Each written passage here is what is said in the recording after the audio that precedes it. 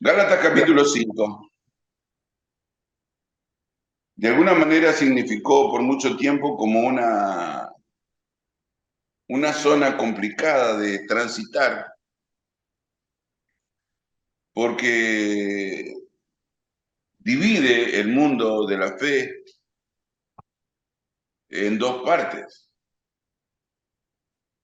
Y el mundo de la fe tiene y todavía conserva dos partes, que es una necesidad y conciencia de la carne, pero un estado donde atiendo la directiva del Espíritu Santo. Ahora,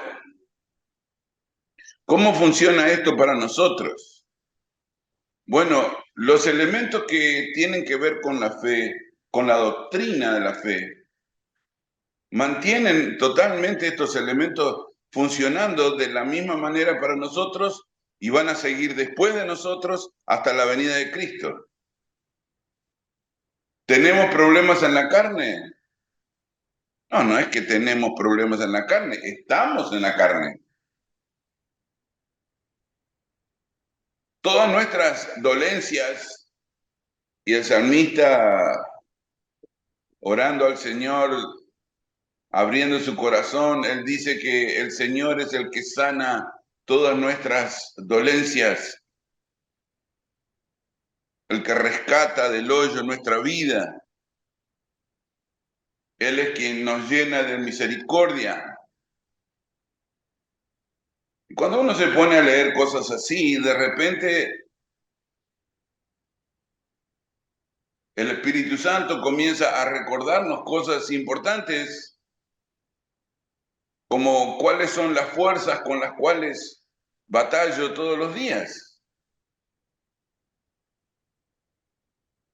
Lamentablemente, aunque no querramos admitirlo, nuestra presencialidad en este mismo instante es en la carne.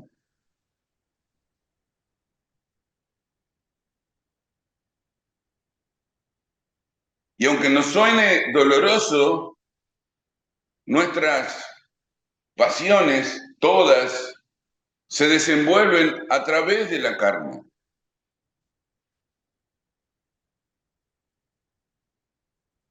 El amor, las decepciones, nuestros problemas emocionales, nuestras dudas existenciales, aún nuestras enfermedades y nuestras dolencias utilizan la carne como vehículo de conciencia. Cuando decís que estás enfermo, ¿qué pensás en el Espíritu Santo? ¿En tu espíritu?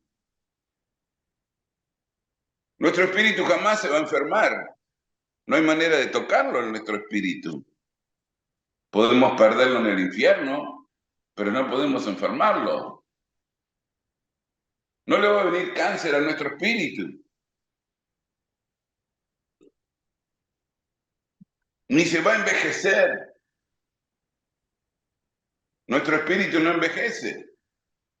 Lo que envejece es nuestra carne, pero no nuestro espíritu.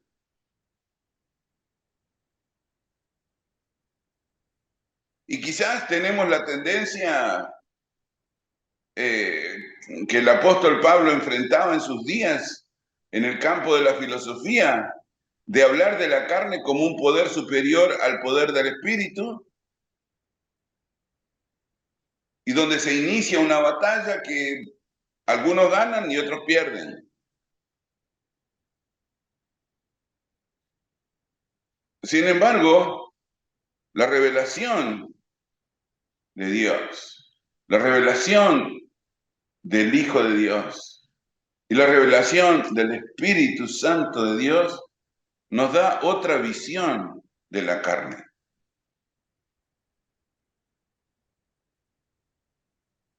Y es que yo puedo identificar cuáles cosas atentan contra mi carne.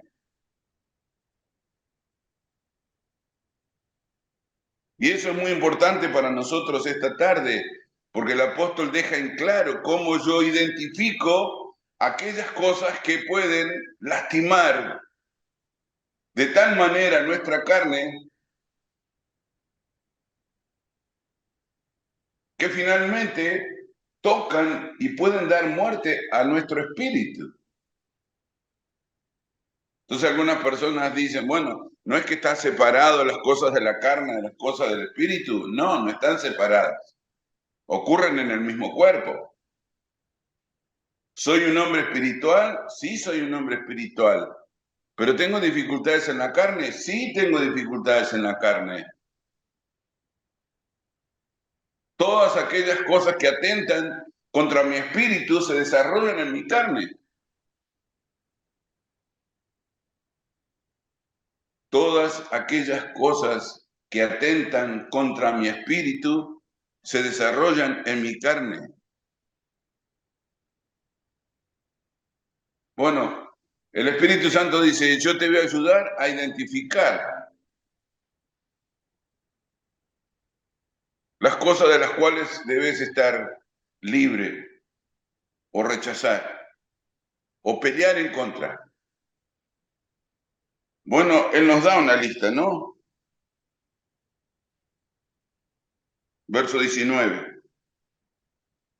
En el verso 19 dice que así se manifiestan las obras de la carne.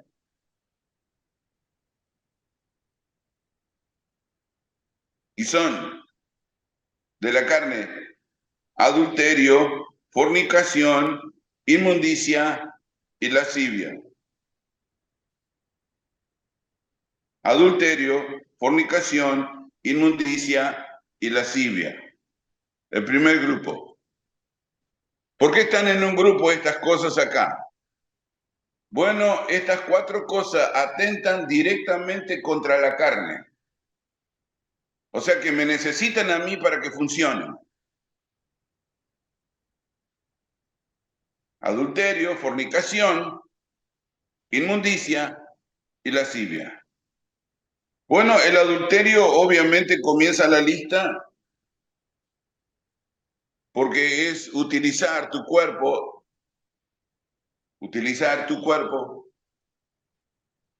en contra de cosas puras como promesas de fidelidad. ¿Por qué tiene que iniciar el apóstol la lista de estas cosas que utiliza en mi cuerpo con adulterio? Porque el adulterio destruye tu palabra, destruye tus promesas, destruye la pureza de tu palabra.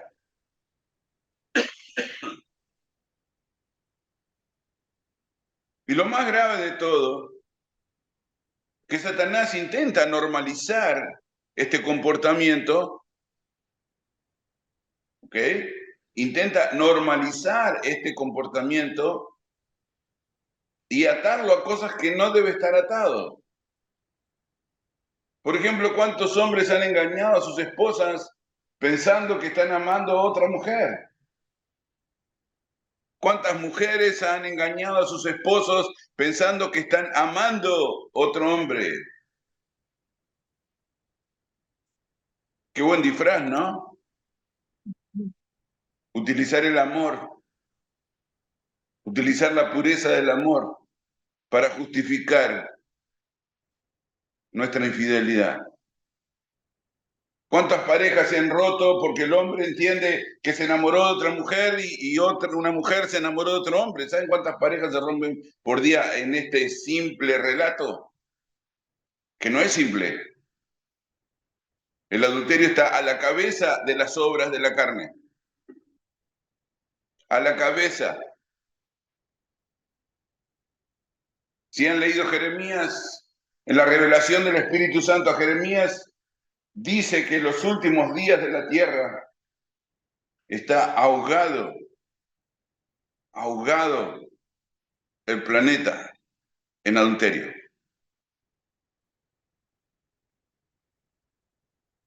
¿Qué pensamos nosotros del adulterio en nuestros últimos días? Bueno, ni siquiera lo vemos como algo grave. Hay muchas personas que piensan que un matrimonio se termina porque hay un divorcio. No, no se termina. Porque el valor de una palabra de fidelidad nos acompaña hasta la muerte, dice la Escritura. Hasta la muerte va tu palabra.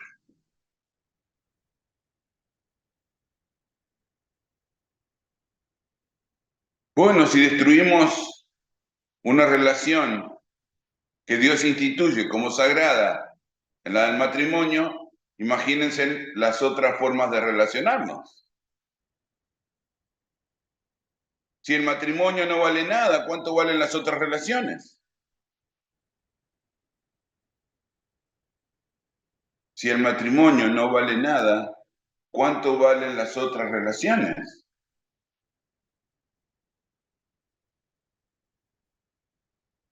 ¿Por qué obra la carne justamente a partir de este problema? Porque sabe que todo lo que sigue después es un descalabro.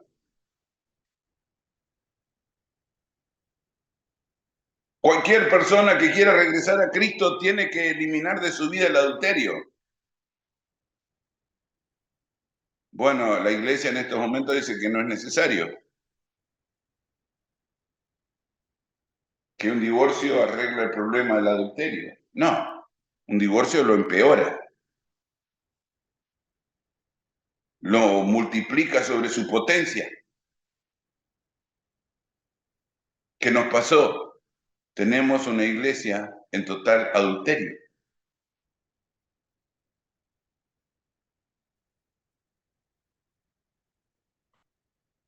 Nuestra institución cristiana está hundida, ahogada en el adulterio.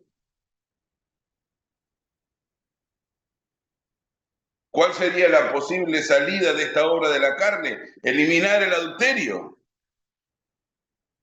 Pero ¿cómo hacemos ahora?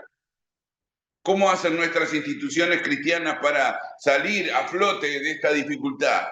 Si estamos ahogados, estamos ahogados. Nuestro liderato está en adulterio. O sea que si el liderato está en esa condición, imaginen cómo está el resto de la congregación.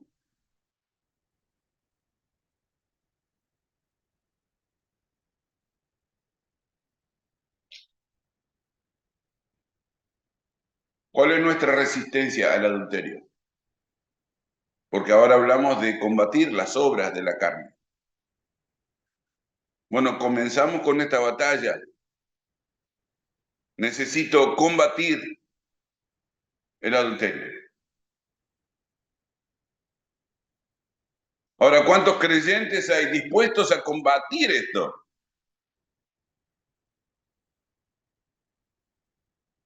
No, los creyentes piensan que no tienen nada para decir, que está bien, si unas personas se sienten así, bueno, no, son obras de la carne y son manifiestas, o sea que son evidentes. ¿Cuál es el trato que quiero tener con un adúltero? Es complicado. Bueno, ¿de qué estás hablando? ¿Del mundo? Bueno, con el mundo no tengo trato.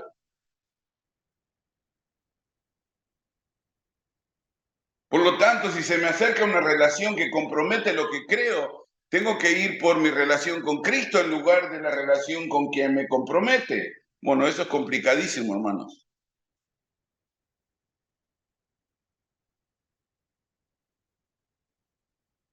¿Entienden cuando el apóstol Pablo dice que nuestra lucha no es con carne y sangre? Bueno, ahora yo veo una obra que se manifiesta, porque manifiestas son las obras de la carne, o sea que dan evidencia, lo sé que está en adulterio, ¿ok? ¿Y ahora? Bueno, ahora tengo un problema. Y es un problema grave. No tenés un problema, ahora tenés un problema grave porque se te manifestó la obra de la carne. Es manifiesta a tu vida, es manifiesta a mi vida.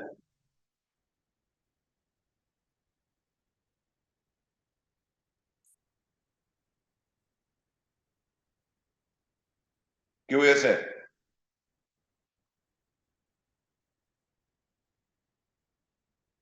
Bueno, necesito detenerme 2 segundos, respirar y pensar en mi alma. Porque yo tengo este espíritu guardado en una caja material. O sea que me afecta porque se manifiesta, dice la Escritura. Y todo lo que se manifiesta afecta a mi carne. Entendamos este concepto doctrinal que es complicado. Todo lo que se manifiesta, todo lo que se manifiesta afecta mi carne.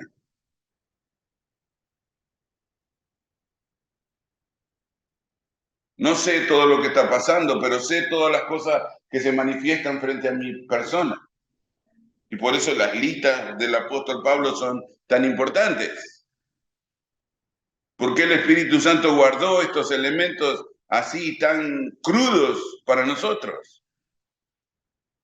Porque una vez que algo se manifiesta, tengo que tomar una reacción. Alguien golpea tu puerta.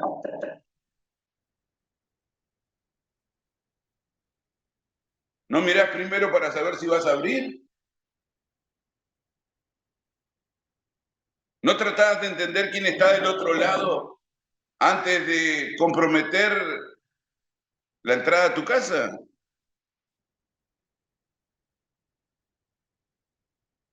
¿Por qué reaccionamos así? Porque es algo que se manifiesta.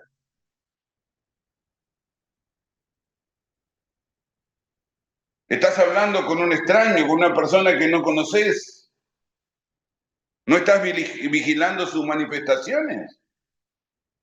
Está calmado, es amigable, es una amenaza, te está mirando mal, está haciendo movimientos que no son buenos y son medio sospechosos. Bueno, la escritura le llama a eso manifestaciones. Podés decidir entre una persona amable y una persona que está medio dudosa su comportamiento. ¿O es lo mismo?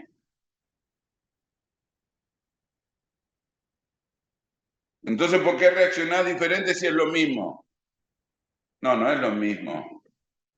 Le mirás los ojos a una persona y sabés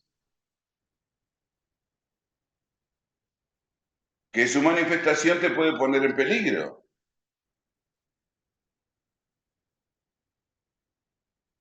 Y reaccionás. Reaccionamos. Reaccionamos a todo lo manifiesto. Bueno, el apóstol Pablo dice, bueno, empezar a reaccionar con el adulterio.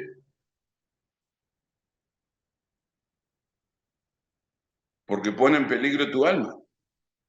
Todo lo que se manifiesta, todo lo que se manifiesta en la carne, potencialmente puede dañar tu espíritu. Todo lo que se manifiesta en la carne puede dañar potencialmente tu espíritu. Por lo tanto, cuando salimos al mundo, salimos mirando qué está pasando, quién se aproxima, qué está pasando en la tienda que entré, qué son las personas que pasan a mi lado. ¿De dónde sacamos esa locura? No, no es una locura, es que yo sé y cada ser humano sabe que toda manifestación en la carne potencialmente puede producir un daño en tu espíritu. ¿Qué tal la fornicación?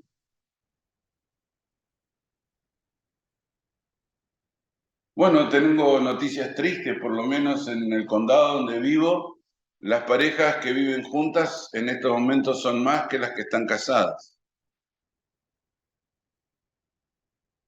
¿Qué significa? significa que cada 5 parejas, 4 van a cambiar de pareja en los próximos 6 meses. Eso no es lo que yo digo, eso es lo que dicen las estadísticas de mi condado.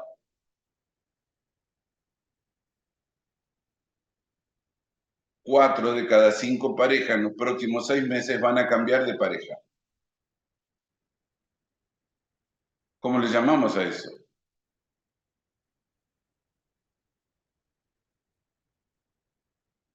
¿Falta de palabra? ¿Diversión? ¿Qué es el nombre que tiene eso? Bueno, la escritura tiene un nombre para eso, se llama fornicación.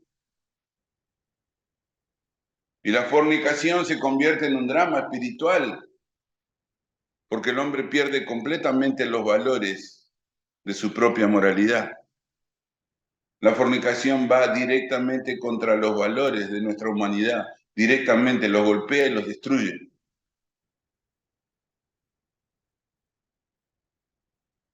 O sea que a un hombre no le cuesta andar con cualquier mujer y a cualquier mujer no le cuesta andar con cualquier hombre.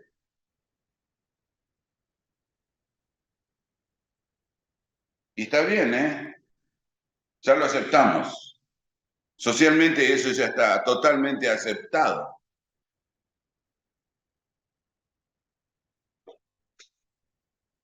Ni siquiera se ve como algo moralmente complicado, casi lo ven como algo conveniente.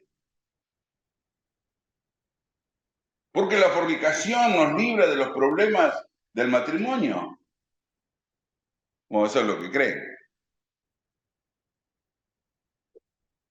Pero para Dios la fornicación es condenable. Tal es así que en el Antiguo Testamento se habla de la fornicación como un estado espiritual. Israel fornicó contra Dios. ¿Han leído los profetas? Ezequiel, Jeremías. Dios llama a la nación una nación fornicaria. O sea, sin valores. ¿Cuál es el valor que un hombre tiene a una mujer que usa y desusa? ¿Cuál es el valor que tiene una mujer que usa y desusa a un hombre? ¿Bajo qué valores morales vive? No tiene. ¿Me explico? No tiene. ¿Y de qué manera va a valorizar su alma? Si no tiene los parámetros mínimos para valorizar su cuerpo. Nuestros jóvenes han perdido la capacidad de valorizar su cuerpo. Cada vez el cuerpo significa menos. Cada vez tiene menos valor el cuerpo. ¿No es satánico esto? Oh, en la escritura se llama fornicación. Y sigue bajando, ¿no? Porque de la fornicación, la lista nos lleva a otro espacio que se llama inmundicia. ¿Qué es la inmundicia? Bueno, ya no es escasez de valores, no es que los valores están escasos. En la inmundicia no existen valores. Y comenzamos a rozar las líneas de la abominación. Y Satanás lo sabe. Comenzamos a aprobar condiciones que destruyen el cuerpo y en un momento destruirán el espíritu. O sea, una persona que carece de valores, ¿de qué manera le va a responder a Cristo, ya que a Cristo se le responde a partir de una conciencia de pecado? ¿Sí me explico? ¿Desde dónde le responde el hombre a Dios? El hombre le responde a Dios desde su conciencia de pecado. Y si esa conciencia de pecado no existe, ¿de dónde va a responder? ¿Cómo va a ser para responder?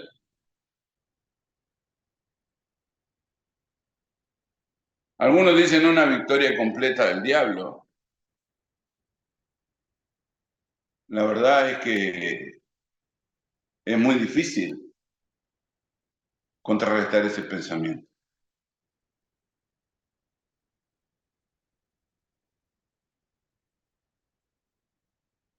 Está en todos lados, ¿no? En nuestras películas, en nuestro entretenimiento, en nuestras canciones mundanas. La inmundicia está presente. Hombres y mujeres sin valores. Ya no les importa tratar con fornicarios ni adultos. Bueno, ¿qué va a hacer? Yo no puedo dirigir la vida de todo el mundo. No, yo tampoco puedo dirigir la vida de todo el mundo, pero ¿qué tal dirigir la mía? ¿Se dan cuenta dónde está el intento de Satanás? O yo no le puedo decir a nadie esta tarde lo que tiene que hacer. No, no, yo sé que no puedo decirle a nadie lo que tiene que hacer. Pero tengo que por lo menos tener la conciencia de decirle a mi vida lo que debe hacer. ¿No sería medianamente justo esto? Se los he dicho muchas veces, se lo repito otra vez. No tenemos capacidad de condenar. No somos los que condenamos. Es un trabajo solamente que ocurre en el juicio de Dios. No gastes mucho tiempo emocional condenando. Y si vas a gastar tiempo emocional, gastalo protegiéndote.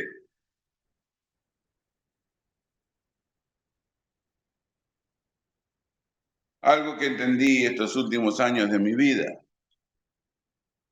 Si voy a gastar energía emocional, espiritual, lo voy a hacer protegiendo mi vida.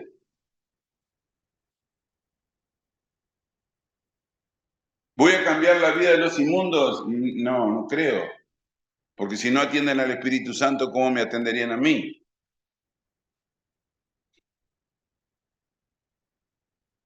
Es un problema de valores.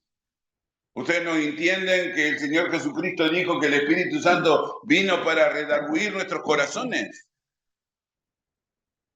La tarea del Espíritu Santo es decirle al hombre en la condición que está. El deseo de Dios siempre ha sido salvación. Enviar a su Hijo unigénito fue para consolidar el deseo de amar al hombre.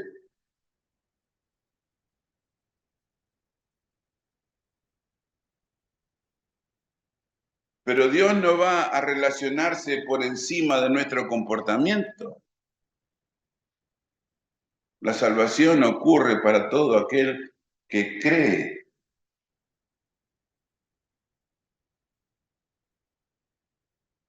Lascivia, hablamos en esta mañana.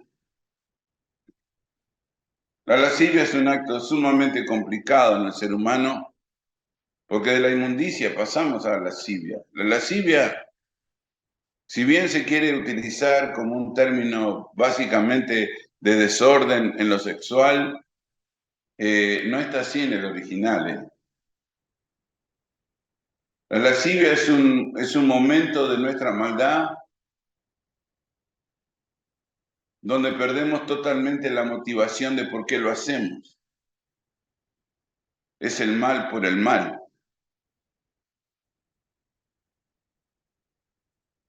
Hace muchos años, y está escrito en uno de estos estudios que hemos llevado adelante, cuando comienzo a tener preguntas de por qué alguien comienza a hacer lo que hizo y no puedo encontrar razones, bueno, eso se conoce como un estado de lascivia. Mal por mal. No ganan nada. No hay ganancia, no hay nada, solamente hacerlo mal. Y cuando encontramos en nuestra vida y en el pasaje de nuestra vida personas en esa condición, deberíamos alejarnos de ese tipo de personas. Porque ese tipo de mal utiliza la carne y todas las formas del pecado en la carne para contradecir el sentido común.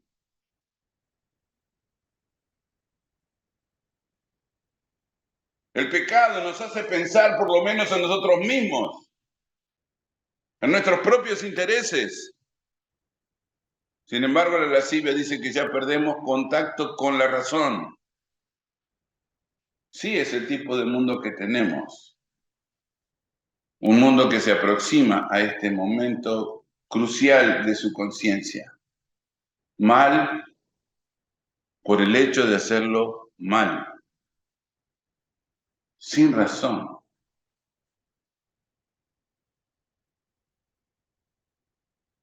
Es un grupo complicado de obras y de manifestaciones. Recuerden, las manifestaciones son la forma en que el yo hace evidente el peligro en que se encuentra.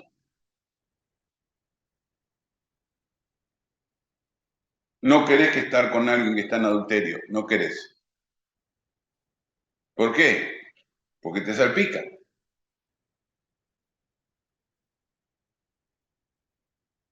¿En qué manera? Tenés que soportar el comportamiento.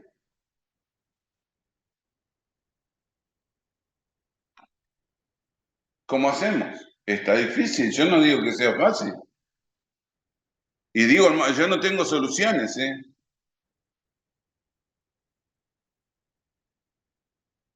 No tengo ninguna solución para eso. Solamente sé que si es una manifestación, pone en peligro mi alma. ¿Y saben lo que hace el hombre cuando se encuentra en peligro? Por lo menos debe sentir miedo. Eso va a proteger tu cuerpo. ¿Querés caminar por el borde de una cornisa de un edificio? ¿Y abajo que hay 10 pisos? ¿Y vos caminás por el borde? ¿Qué dice la protección? Bueno, vamos a caminar un pasito más adentro.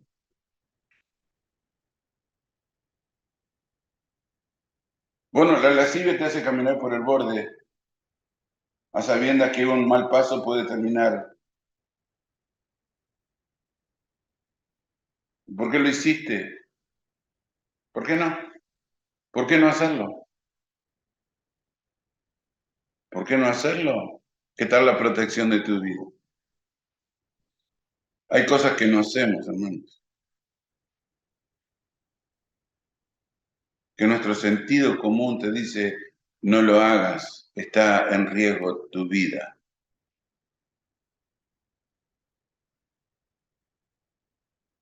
Yo no tengo un manual de qué hacer y qué no hacer, porque esto fue escrito por Dios en tu corazón. Dice que si somos guiados por el Espíritu no estamos bajo la ley, no es un manual. Hermano, te voy a decir lo que tenés que hacer cuando estás con alguien que está en adulterio. No, yo no te voy a decir lo que tenés que hacer porque no hay esa clase de conducción. No existe eso. Peor, maldito el varón que pone por su fuerza el brazo de otro hombre. Yo no estoy acá para decirte lo que tenés que hacer. De hecho, no hay ningún hombre que pueda hacer eso. Esa es la tarea específica del Espíritu Santo en tu corazón. Guianza. Eso tiene que ver con tu relación con la verdad de Dios. Eso tiene que ver con la manera en que el Espíritu Santo te recuerda las cosas que Cristo puso en tu alma. No es un manual.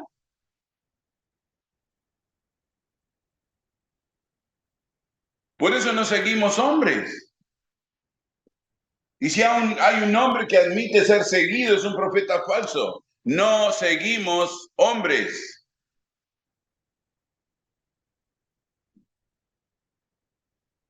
Lo lamento. El tope de la guianza del Señor Jesucristo, hermanos, entiendan bien la doctrina. El tope de la guianza del Señor Jesucristo sobre nuestra vida es maestro, rebe, rabí. Jesucristo no va a decidir por vos, no va a decidir por mí, no va a decidir por nadie.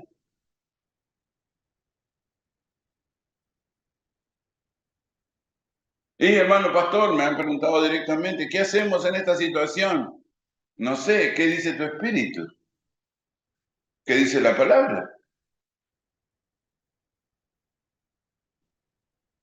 No, pero ¿cuál es su opinión? Yo no tengo opinión sobre el comportamiento de mis hermanos. No tengo la valentía suficiente para ir a decirle a una persona, mirá, lo que tenés que hacer es esto, esto, esto y esto. Para eso está la palabra. Para eso está la dirección del Espíritu Santo. Para eso está tu comunión con la verdad revelada. Lo que sí sabemos es que lo que pone en peligro tu alma es el comportamiento de tu cuerpo. Y eso es doctrina. Si expones tu cuerpo al pecado, tu espíritu está en riesgo. Ese es mi temor. Es solamente un temor que tengo de mis hermanos, de las personas que escuchan la enseñanza que tenemos, la predicación que llevamos. Es un temor que tengo por dentro, pero no puedo ejercer ese temor y convertirlo en mandato.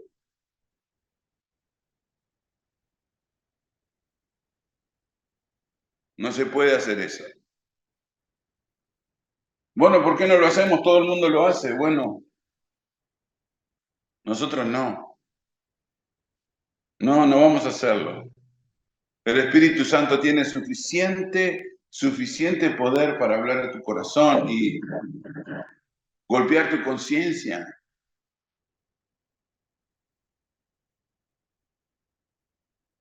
Todo lo que pone en riesgo tu alma usará tu cuerpo. Todo lo que pone en riesgo tu alma usará tu cuerpo.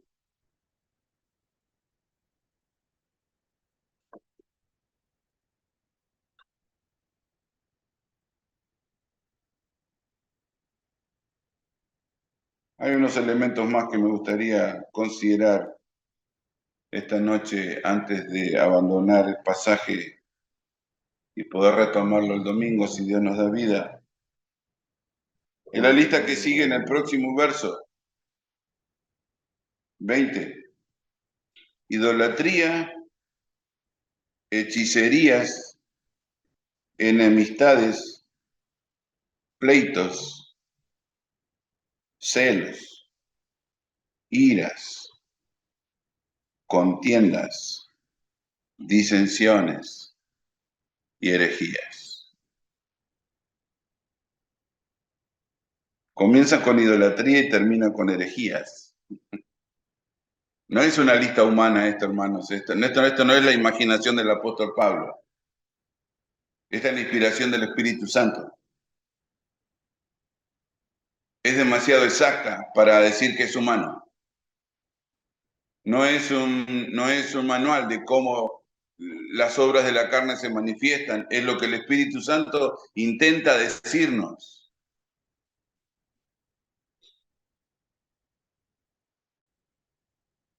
Hay muchas personas esta noche, este día, que idolatran a Jesús, idolatran a Dios, idolatran al Espíritu Santo. Acá aparece el término idolatría como, no sé, budismo, ser musulmán, no sé, adorar a algún dios indio, no está usando el término idolatría desde ese punto de vista. Porque les está hablando a una comunidad de fe. El Espíritu le está hablando a personas que se dicen seguidores de Cristo. Y uno se pregunta, ¿seguidores de Cristo con problemas de idolatría? Porque no está hablando del mundo, ¿me entienden? ¿Qué clase de personas leerían esta carta? ¿Vos pensás que personas que están en el mundo leerían Gálatas? No, somos nosotros los que estamos leyendo Gálatas. Aquellos que dicen que son parte de la comunidad de fe de Cristo. Este mensaje no es para el mundo, no tiene nada que ver con el mundo, este mensaje tiene que ver conmigo.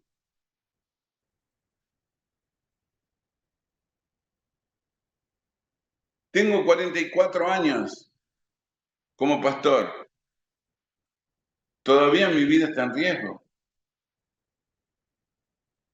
Es un riesgo constante.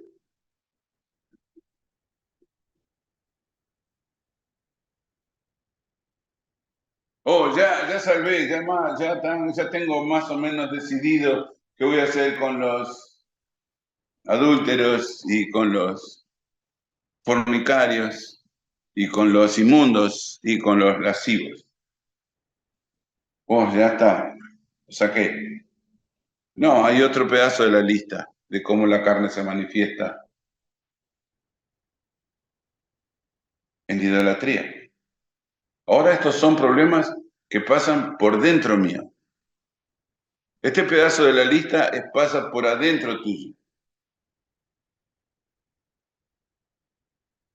Y es un riesgo, porque el término idolatría está hablando de la edificación de las intenciones de Dios. Y esto es grave, hermanos. No es un problema menor, ¿eh? Esto es un problema serio. Porque ¿saben cuándo ocurre la idolatría? El Señor Jesucristo ya nos advirtió, pero la idolatría ocurre en la oración.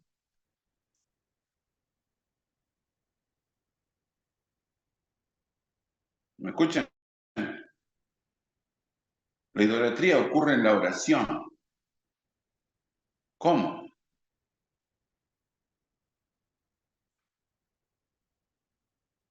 Bueno, si leemos el Nuevo Testamento, de repente el Señor Jesucristo nos recuerda a través del Espíritu Santo que no debo orar como yo quiero, sino como Dios quiere. Realmente no queremos terminar así nuestras oraciones. Básicamente nos han enseñado a orar para que Dios conceda lo que tenemos en el corazón. Oh, porque te dice, mirá que hay un pedacito de la Escritura donde dice que Dios concederá las peticiones de tu corazón. ¿Te acordás de ese pedacito? Porque hay muchas personas que se acuerdan de ese pedacito. Pero ¿te acordás que dice anterior a que Dios concederá las peticiones de tu corazón?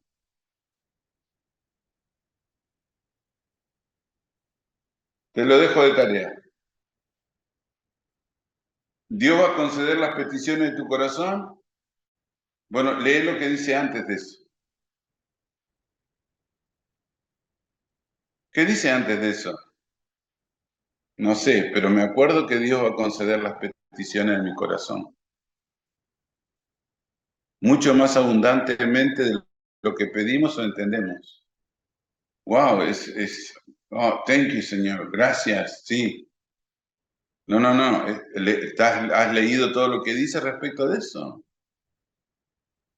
No, pero esas palabras me suenan increíbles. ¿Por qué creen que la idolatría es un problema?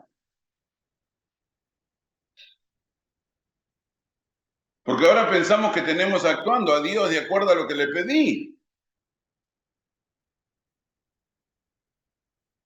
Nosotros tenemos actuando a Dios de acuerdo a lo que le pedimos. ¿Estás seguro? Sí, no.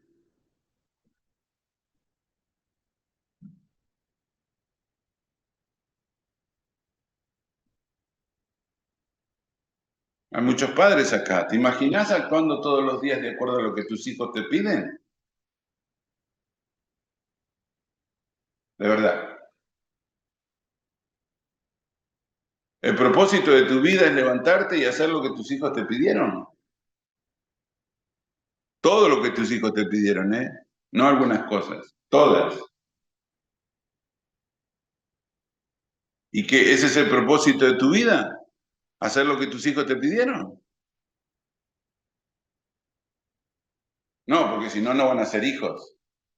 O sea que solamente son hijos tuyos y vos haces lo que querés que ellos hagan. ¿Qué clase de razonamiento usamos? Bueno, ese no. Mi tarea no es levantarme todos los días y considerar cuáles son las peticiones que tienen mis hijos para realizarlas. Esa no es la tarea de mi vida. Y tengo hijos. Pero hay cosas que no voy a hacer por ellos. Oh, qué mal padre que sos. Bueno, si quieren pensar que soy mal padre, I'm sorry. Pero eso se llama idolatría.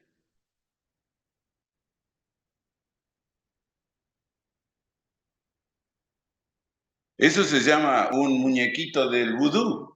¿Vieron los muñequitos del vudú? Que le clavamos y le sacamos agujas según me da lo que te quiero, te clavo una aguja en la pierna. Dame lo que quiero, te clavo una aguja en la cabeza. Algunas personas dicen, oh, no puede ser eso así. ¿Has leído algo sobre vudú?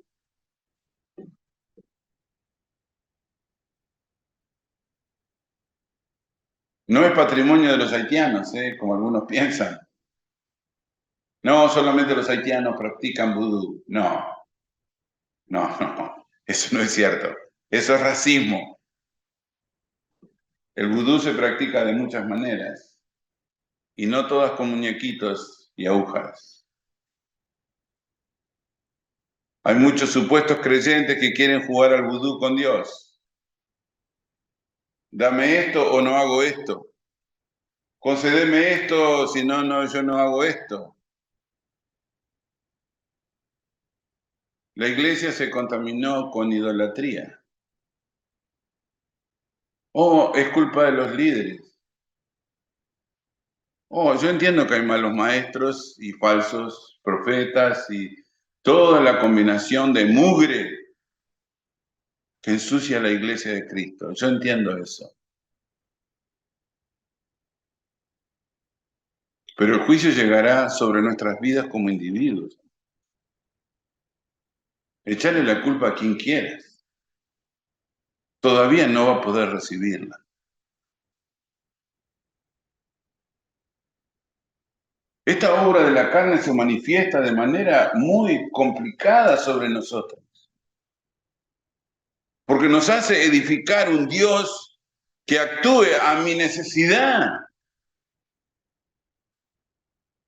Y Dios no actúa a mi necesidad, Dios actúa según su voluntad. Es doctrina.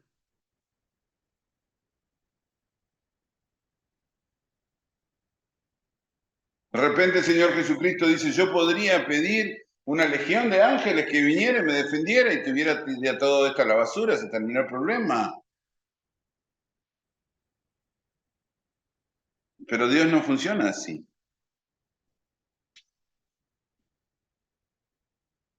Señor, ¿no hay manera de que esto suceda de otra manera? No.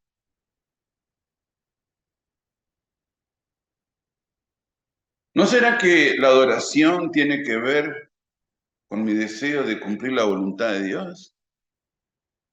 Se pregunto, ¿cuánto sabemos de doctrina?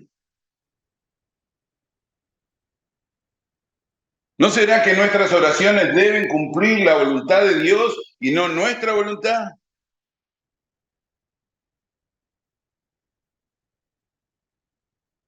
¿Por qué nos amarramos a pedacitos de dichos que quedan totalmente afuera del contexto de la realidad de nuestra relación con Dios? Pedir al Padre todo lo que quieras en mi nombre, Él te lo va a dar. ¿Qué? ¿Una cruz? ¿Qué te va a dar? ¿Que te desechen?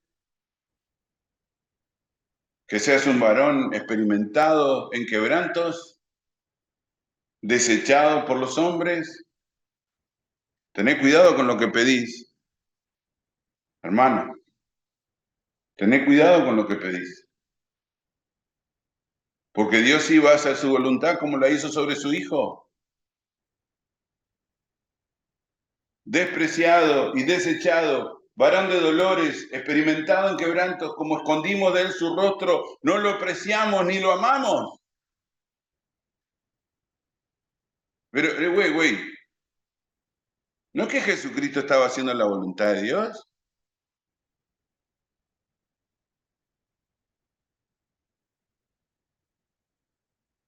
A veces no sabemos cuando el Señor Jesucristo nos dice, no, vos pedí tranquilo, pedí en mi nombre.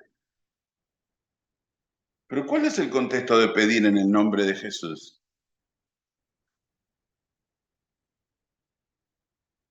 Debería darnos miedo ese concepto.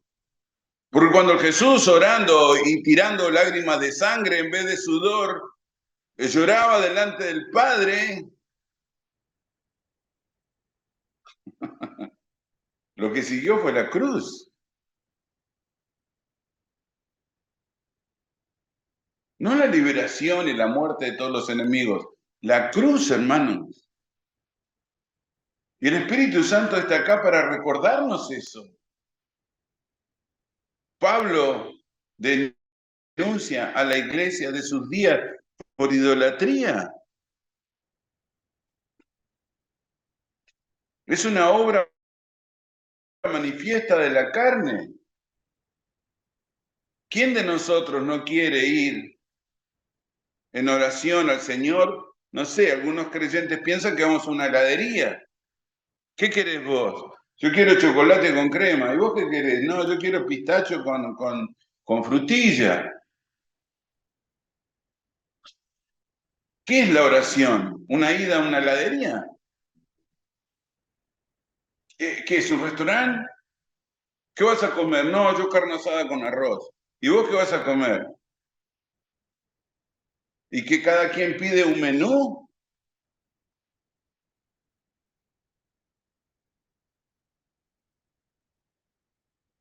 No, esta obra de la carne se manifiesta con mucho poder sobre la cristiandad y finalmente la va a destruir. Se llama idolatría. Y es una obra que se manifiesta y está hablando entre los creyentes, entre los seguidores de Jesús. No estamos hablando de catolicismo, hermano, ¿ok? Solamente para que entiendan la diferencia.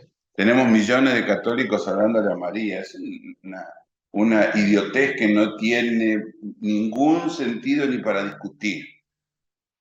Orándole a todos los santos. No, no vamos a entrar en ese tema porque no es a donde el apóstol Pablo quiere llevarnos. Él le está escribiendo a personas que dicen que creen en Cristo y que han sido salvadas por su sangre.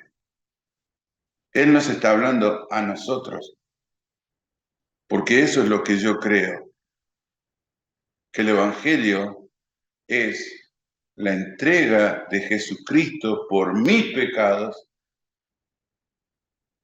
y el poder para liberarme del presente siglo malo.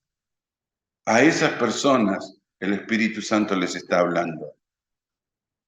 ¿Cuál es el riesgo? La idolatría es un riesgo. La idolatría es un riesgo. ¿Cuesta orar? Sí, cuesta orar.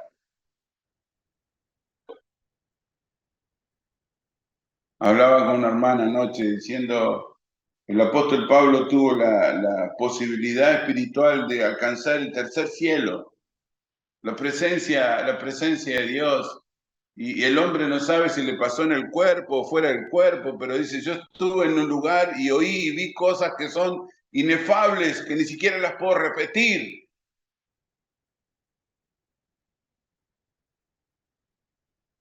Y de repente cuando está hablando de orar, dice, hermanos, ni siquiera sé cómo pedir. ¿Qué es lo que entendió que yo puedo entender?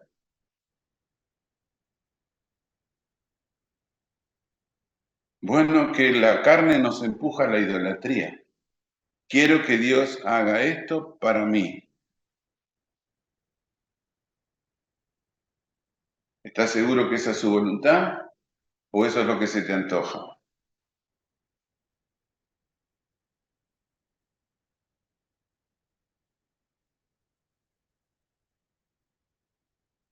¿Estás seguro que cuando vas en oración delante del Señor, profundizás tu relación espiritual con Él? ¿O es tu momento de hacer una declaración de las cosas que querés tener o querés que pasen?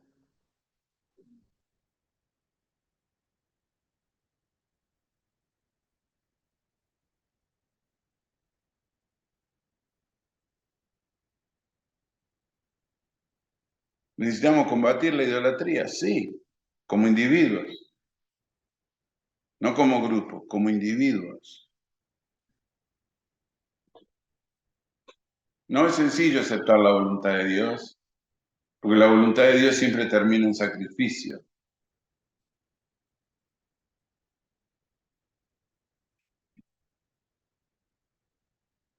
Escuchen, la voluntad de Dios siempre termina en sacrificio. Nosotros rechazamos el sacrificio. Nosotros queremos los beneficios. Obvio que es más sencillo disfrutar los beneficios que decidir nuestra vida para ponerla en sacrificio. No, yo sé, obvio que sé. Pero ¿estaríamos dispuestos esta noche a que la voluntad de Dios sea más importante que nuestras peticiones? A liberarnos de la idolatría y comenzar a caminar por el sendero de la adoración.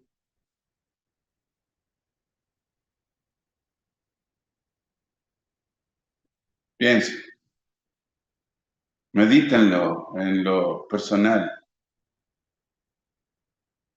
Tomar la decisión de enfrentar las obras de la carne para que no pongan en riesgo el destino de nuestra alma. Son pocos los que se salvan, pregunta el discípulo de Jesús. Jesús dice, mira, hay una puerta ancha, fácil de caminar, pero conduce a la muerte. Hay una puerta angosta que pocos encuentran, pero esta puerta conduce a la muerte.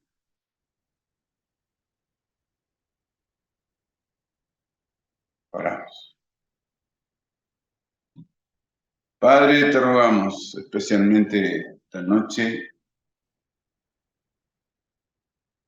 que nuestro corazón esté totalmente abierto a lo que el Espíritu de tu palabra tiene para poner sobre nuestros corazones. Entendemos que no son conceptos sencillos. A veces preferimos los conceptos sencillos. Sin embargo, tu palabra intenta alimentar nuestras almas. Tu Espíritu Santo intenta que podamos meditar con profundidad sobre el destino de nuestra existencia. Yo te ruego, Señor, ante tu palabra, que nos permitas discernir entre idolatría y adoración. Y seamos capaces, cada uno de nosotros, en tener el gozo de poder discernir. Bendícenos, Señor, con tu presencia. Que tu palabra nos acompañe a lo largo de esta semana. Que el Espíritu Santo pueda recordar lo que ponemos en el corazón para que podamos combatir por nuestras almas. Combatir, pelear por nuestras almas. Ayúdanos, Señor. Lo pedimos por Jesucristo, por lo que significa Él para nosotros. Y en su nombre oramos. Amén.